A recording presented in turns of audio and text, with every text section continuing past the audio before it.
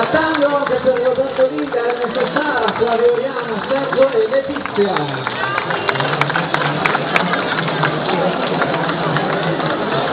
Torniamo ora velocemente alle discipline latinoamericane. In pista